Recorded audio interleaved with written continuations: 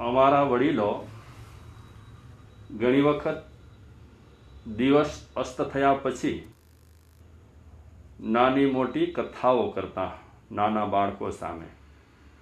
એમાં ક્યારેક રાવણની ચર્ચા કરતા કે રાવણના 10 માથા હતા. ત્યારે અમે બાળકો એ દાદાને પૂછતા કે દાદાજી, એક માથું સરખું રાખવું હોય તો પણ આટલા શરીરની જરૂર પડે છે, તો 10 માથાને સરખા રાખવા માટે રાવણને કેવી જાતની વ્યવસ્થા મળી હશે અને એ 10 માથા એના સરખા કેમ રહેતા હશે? તો એ વડીલ મજાકમાં કહેતા કે રાવણ પાસે એવી શક્તિઓ હતી કે એ 10 માથાને ફેરવી શકતો હતો અને 10 માથાને વ્યવસ્થિત કરી શકતો હતો. અમે બાળકો મજાક ખાતર પ્રશ્ન પૂછતા કે આપણું તો એક માથું પણ સરખું રહેતું નથી, તો એના 10 માથા કેમ સરખા રહેતા હતા? તો એ વડીલ કહેતા કે એને શક્તિઓ મળી હતી, ઘણી ખૂબ જ શક્તિઓ મળી હતી. આ જૂની વડીલોની વાતો જ્યારે સાંભળીએ ત્યારે બરાબર મગજમાં બેસે નહીં, અને આમે પણ મગજમાં બેસે તેમ નથી. પણ હમણાં અમે આ ભારત યાત્રા યોજી છે, એમાં આ વર્ષે તમિલનાડુમાં ફર્યા. તમિલનાડુના મંદિરો જોયા, બહુ વિશાળ અને વિરાટ મંદિરો જોયા. અમારી સાથે ઘણા અગ્રેસર લોકો મંદિર બતાવવા માટે સાથે રહેતા. એક ગામમાં અમે મંદિર જોવા માટે ગયા તો અમારી સાથે રહેલા અગ્રેસરે અમને કીધું, મારા શ્રી, આ મંદિર જુઓ, આના ગેટ જુઓ કેટલા ઊંચા રહેલા છે. 4 ગેટ છે, 4 ગેટમાં કેટલું સરસ મજાનું કલાત્મક કામ રહેલું છે અને એવી વાયકા રહેલી છે કે આ મંદિર રાક્ષસોએ બનાવ્યું છે. ખરેખર મંદિર તમિલનાડુના અફલાતુન, અને એના ગેટ એકદમ સરસ મજાના, કેટલા વર્ષો પહેલાના જૂના. અને ખરેખર ત્યારે આપણને એમ લાગે અને વાત માની પણ લઈએ કે એ રાક્ષસોએ બાંધ્યા હશે. અમે અમારા દાદાઓને પ્રશ્ન કરતા, વડીલોને, કે રાક્ષસ એટલે શું મોટા દાંત હોય, મોટા નખ હોય, વિકરાળ એમનું મોઢું હોય, એને રાક્ષસ કહેવાય? અમારા વડીલો એમની રીતે જવાબ દેતા કે રાક્ષસોનું એક કુળ છે. એમના નખ મોટા હોય એવું કાંઈ હોતું નથી. પણ રાવણની એમણે જે વાત કરી, હકીકતમાં રાવણ બુદ્ધિશાળી હતો, બહુ જ બુદ્ધિશાળી, અને એનામાં કેટલીક વિશિષ્ટતાઓ પણ હતી. અમને ઘણી વખત આજે ઘણા લોકો મજાકમાં કહે કે આજે રાવણ રાજ્ય થાય ને તોય પણ બહુ સારું, કારણ કે રાવણમાં કેટલીક ખરેખર વિશેષતાઓ અને સારા લક્ષણ હતા. અત્યારે મારે રાવણની વધારે ચર્ચા નથી કરવી, પણ અમારા વડીલો અને દાદાઓ પાસે અમે જ્યારે કથાઓ સાંભળતા ત્યારે રાવણ બાબતમાં જ્યારે બહુ ચર્ચા થતી ત્યારે એકાદ દાદા અમને બોલાવીને કહેતા કે છોકરાઓ, અહીં આવો, અત્યાર સુધી તમે રાવણની વાતો સાંભળી, આ બાપા એમ કહે છે કે રાવણ રાજ્ય હોય તો પણ બહુ સારું, પણ આજે હું તમને રામ રાજ્યની વાત કહું. તો ફરી અમે બધા છોકરાઓ બીજા વડીલ પાસે સરકી જઈએ અને રામ રાજ્યની એક વડીલે જે કથા સંભળાવી હું તમને સંભળાવું. રામ રાજ્યની સ્થાપના થઈ. દરેક લોકો સુખી રહેવા જોઈએ અને કોઈને કોઈ જાતની તકલીફ ન થવી જોઈએ. આવા ઈરાદા સાથે, આવી ભાવના સાથે, આવા શુભ વિચાર સાથે રામ રાજ્યની સ્થાપના થઈ. જાહેરાત કરી કે ક્યારે પણ કોઈને કોઈ જાતની તકલીફ રહેલી હોય તો વિના સંકોચે ફરિયાદ કરજો, અને શક્ય ફરિયાદ સાંભળ્યા પછી તાત્કાલિક એનો નિકાલ પણ કરી દઈશું. રામ રાજ્યમાં એટલી સરસ મજાની જડબેસલાક વ્યવસ્થાઓ અને લોકો ખરેખર સુખી, કોઈ જાતની કાંઈ જ ફરિયાદ નહીં, આનંદે આનંદ, મોજે મોજ. મર્યાદા પુરુષોત્તમ રામચંદ્રજીને પણ લાગ્યું કે ખરેખર લોકો સુંદર રીતે જીવી રહ્યા છે અને મને પણ સંતોષ છે, કોઈ જાતની કોઈને તકલીફ નથી. નિશ્ચિંતતા સાથે મર્યાદા પુરુષોત્તમ રામચંદ્રજી સરસ રીતે રાજ્ય ચલાવે છે. એક દિવસે એકાએક માણસોનું ટોળું શ્રી રામ પાસે આવ્યું. હાથ જોડી નમન કરી સામે ઊભા રહ્યા. શ્રી રામ આવેલાઓને પૂછે છે પ્રેમથી કે કાંઈ પણ વાત કરવી હોય, કોઈ જાતની તમને કાંઈ તકલીફ રહેલી હોય તો આપ વિના સંકોચે કહી શકો છો. બધા લોકોમાંથી એક માણસ શ્રી રામને કહે છે, અમે ફરિયાદ કરવા આવ્યા છીએ. આજે પહેલી વખત રામ રાજ્યની સ્થાપના પછી ફરિયાદ આવી છે. ગંભીરતા સાથે શ્રી રામ ફરિયાદ સાંભળી રહ્યા છે. મુખ્ય વ્યક્તિ શ્રી રામને કહે છે કે અમારું કામ ચાલતું નથી, અમે જે પ્રવૃત્તિ કરી રહ્યા છીએ એ પ્રવૃત્તિ અમારી થતી નથી, અમારી પાસે કોઈ લોકો નથી આવતા, અમને પૈસા મળતા નથી, અમે બહુ દુખી રહેલા છીએ, ખાવાની તકલીફ છે અમને. શ્રી રામ પ્રશ્ન કરે છે કે ભાઈઓ, તમે શું કામ કરો છો? તો મુખ્ય વ્યક્તિ કહે છે, અમે બધા વૈદો છીએ, હકીમો છીએ, બીમાર માણસની દવાઓ કરીએ છીએ, ઉપચારો કરીએ છીએ, પણ અમારી પાસે કોઈ બીમાર વ્યક્તિ આવતી નથી. બીમાર વ્યક્તિ આવે નહીં તો ઉપચાર કોનું કરીએ, અને ઉપચાર કોઈનું ન કરીએ તો પૈસા અમને ક્યાંથી મળે? અમે બધી રીતે દુખી રહેલા છીએ, ઘરમાં ખાવાના પણ સાંસા રહેલા છે, શું કરીએ?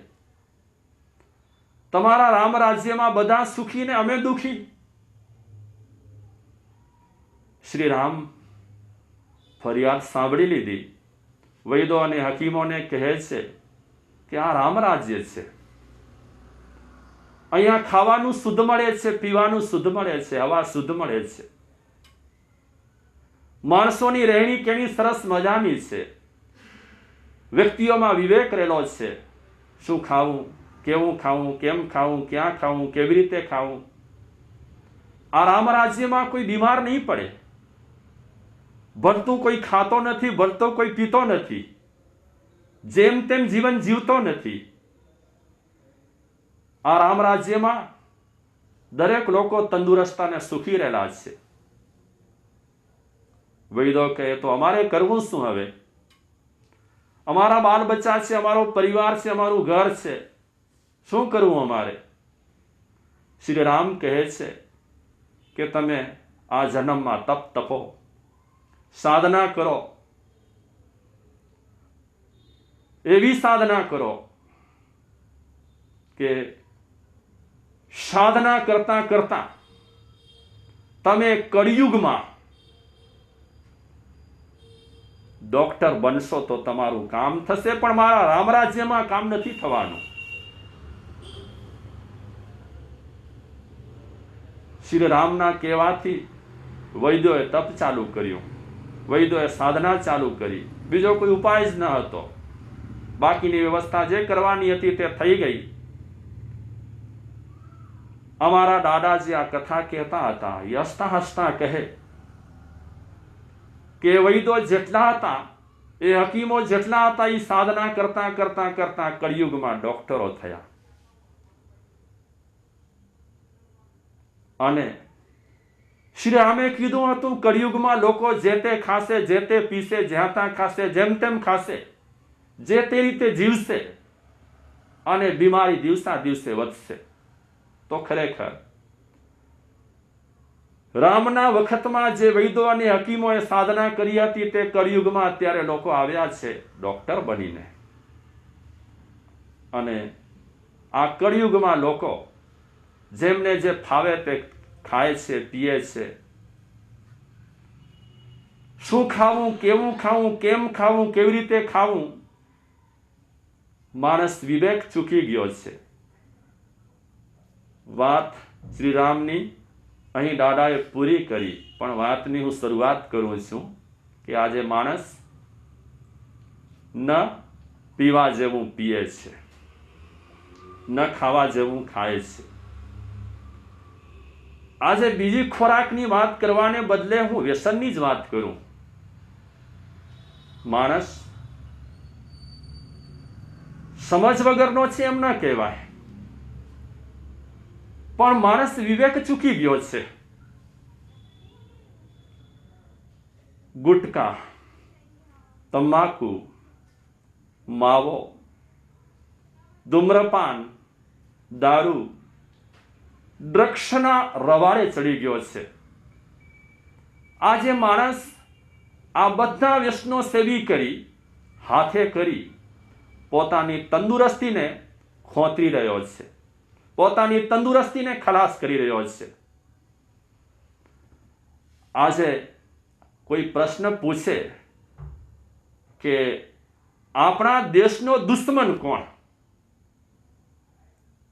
તો આપણે XYZ કોઈક દેશનું નામ લઈશું. બીજો કોઈ પ્રશ્ન પૂછશે કે વધારેમાં વધારે લડાઈમાં કેટલા માણસો મર્યા, દુશ્મનના હુમલાથી આપણા દેશના લોકો કેટલા મર્યા, તો આપણે કાંઈક ફિગર આપીશું, આટલા આટલા આટલા મર્યા. પણ એ લડાઈથી જેટલા મૃત્યુ થયા છે, એનાથી વધારેમાં વધારે મૃત્યુ આપણા દેશમાં શેનાથી થઈ રહ્યા છે? વ્યસનથી. તો તમને નથી લાગતું કે આપણા દેહનો દુશ્મન વ્યસન છે, અને એ વ્યસનથી લાખોની સંખ્યામાં માણસો આજે બિચારા હોમાઈ રહ્યા છે, મરી રહ્યા છે. રિક્ષાવાળો હોય કે ટેક્સીવાળો હોય, ટ્રક ચલાવનાર હોય કે અન્ય વાહન ચલાવનાર હોય,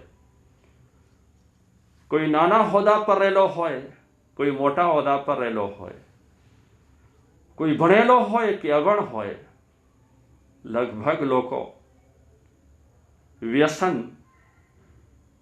સામાન્ય સમજી કરીને સેવી રહ્યા છે.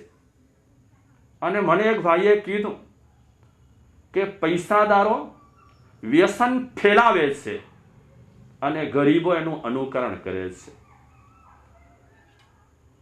ફૂટપાથ પર જિંદગી જીવનાર માણસ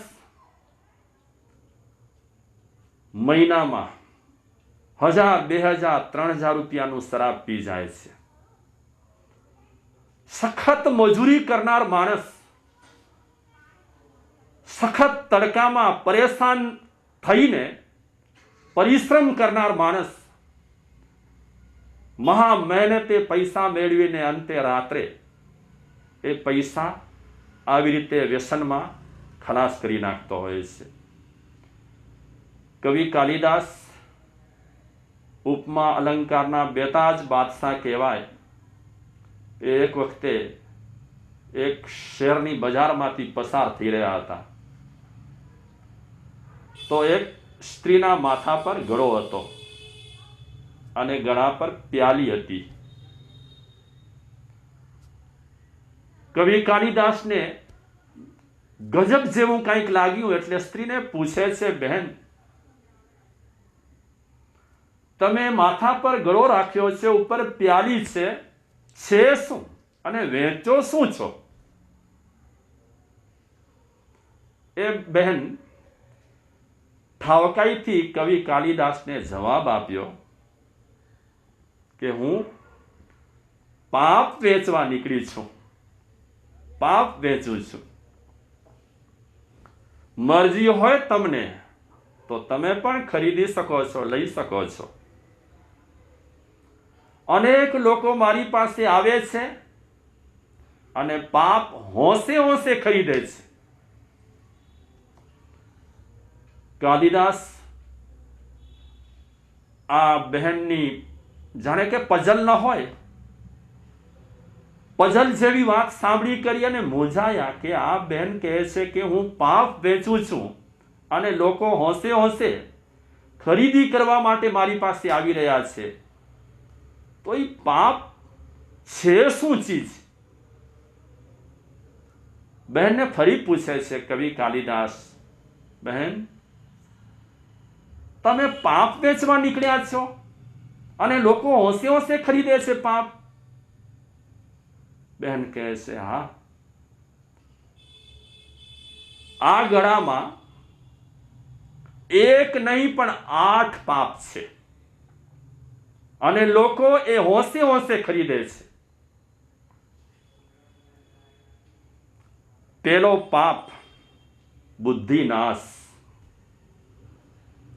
બીજો પાપ પાગલપણું, ત્રીજો પાપ કલહ કંકાસ, ચોથો પાપ બેહોશી, પાંચમો પાપ વિવેક નાશ, છઠ્ઠો પાપ ગુણોનો નાશ, સાતમો પાપ સુખોનો અંત અને આઠમો પાપ અધોગતિ તરફ લઈ જનાર. આવું દુષ્કૃત્ય હું અત્યારે આ ગળામાં વેચી રહી છું. કવિ બહુ મૂંઝાયા. બહેનને કહે છે પ્લીઝ આટલું બધું તમે મૂંઝવો નહીં, ગોળ ગોળ ન કહો, જે હોય તો કહો. તો બેને ફોડ પાડીને કીધું કે આ ગળામાં હકીકતમાં શું છે તે કહી દઉં. આ ગળામાં દારૂ છે, શરાબ છે, નશાથી સર્વનાશ અને 8 આ પાપો રહેલા છે. છતાં લોકો આજે હોંશે હોંશે ખરીદી રહ્યા છે. બુદ્ધિનો નાશ થાય છે, પાગલપણું આવે છે, કજિયા વધે છે, બેહોશી વધે છે, વિવેક નાશ થાય છે, ગુણોનો નાશ થાય છે, સુખોનો અંત આવે છે અને અંતે માણસની પોતાની અધોગતિ નહીં પણ ઘણી વખત નશાને કારણે પરિવારની પણ અધોગતિ થાય છે. આપણે આ અધોગતિથી બચીએ અને નશાથી મુક્ત રહીએ, એ જ પ્રાર્થના.